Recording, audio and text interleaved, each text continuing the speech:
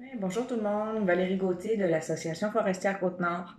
Ce matin, j'avais envie de vous faire une autre capsule sur nos arbres et arbustes qu'on a ici en forêt boréale. Donc, j'ai décidé de vous présenter aujourd'hui euh, l'arbre qui possède des chatons comme ça ici. On les voit beaucoup, on les voit depuis toujours, en tout cas, ceux qui se promènent en forêt, certainement que vous les avez déjà remarqués, mais on s'est jamais vraiment posé, en tout cas moi je m'étais jamais vraiment posé la question de savoir qu'est-ce que c'était en réalité, puis à quel arbuste, à quelle essence ça appartenait. Parce que nous autres, on a toujours dit que c'était des minous, puis c'était comme ça. Mais en fait, ce sont des fleurs. Puis ces fleurs-là appartiennent au saule. Le saule est une essence qui est dioïque. Ça veut dire qu'il y a des plants femelles, puis il y a des plants mâles. Euh, Ce sont les plants mâles qui vont porter les chatons comme ça ici, ceux-là ici qui ont un poil là, qui sont duveteux. Euh, Puis les chatons, les femelles aussi vont avoir des chatons comme ça ici, sauf qu'ils vont être un petit peu différents. Le saule, il y a différentes espèces de saule, mais ce sont tous, qui ont tous des fleurs comme cela ici. Il existe environ 360 espèces de saules différentes. Puis, c'est ce qui fait qu'on en retrouve sur tout le territoire québécois. Il y en a un peu partout. C'est une essence qui est qui pousse extrêmement rapidement, qui a une croissance très, très rapide. Puis, on les retrouve, c'est ça, on les retrouve un peu partout sur le territoire, là, du fait que, bon, certaines espèces sont plus résistantes que d'autres. Fait que, on en trouve beaucoup. On va utiliser ces branches-là pour ce qui est de la vannerie, pour les objets en osier. Les meubles, les objets qui sont faits en osier, souvent on va utiliser les branches de saule, du fait que bon, ça a une croissance très rapide. Mais du fait que aussi que la croissance est extrêmement rapide, les branches sont pas très, c'est pas un bois qui est très résistant. On va l'utiliser aussi pour plein de choses, le saule. C'est vraiment intéressant quand on commence à fouiller un petit peu sur les espèces qu'on a ici. Euh, En fait, le saule aussi, on va utiliser l'eau de saule pour faciliter le bouturage des végétaux. En fait, ce qu'on va faire, c'est que on va tout simplement mettre les branches de saule dans l'eau. Puis au bout de quelques semaines, il va en ressortir un gel, un liquide un peu le gélatineux.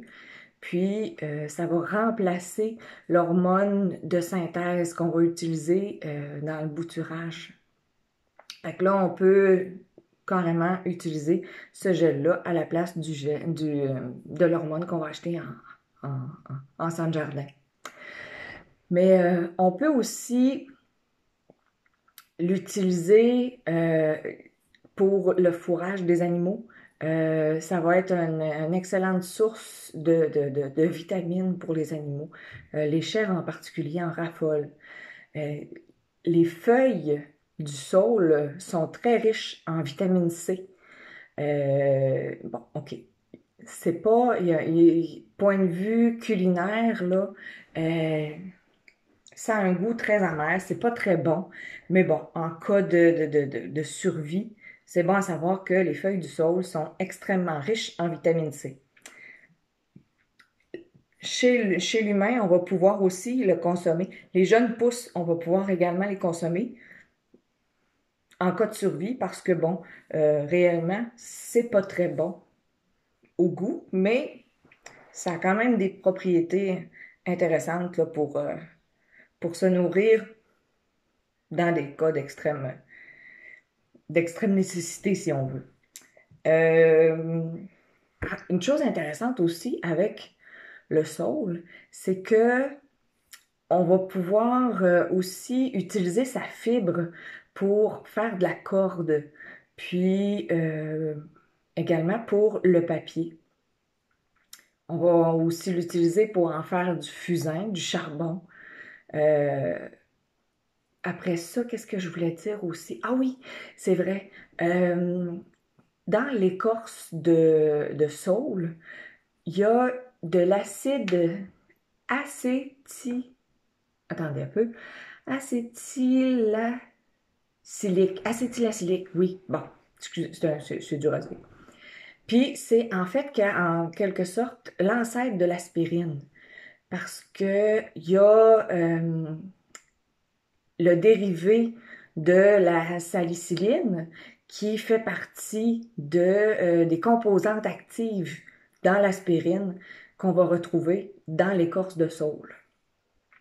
Fait que, vous voyez, quand on commence à essayer à faire des recherches sur des essences, des espèces qu'on a ici, qu'on voit, qui sont communes, qu'on a vues depuis toujours, mais on ne s'est jamais vraiment posé la question. Quand on commence à fouiller et à faire des recherches, c'est toujours intéressant de découvrir un paquet de choses sur ce qu'on a ici autour, puis qu'on ignorait totalement. Moi, la première. Fait que c'est ça. Fait qu'aujourd'hui, si vous sortez, présentement, là, les fleurs du saule sont sorties.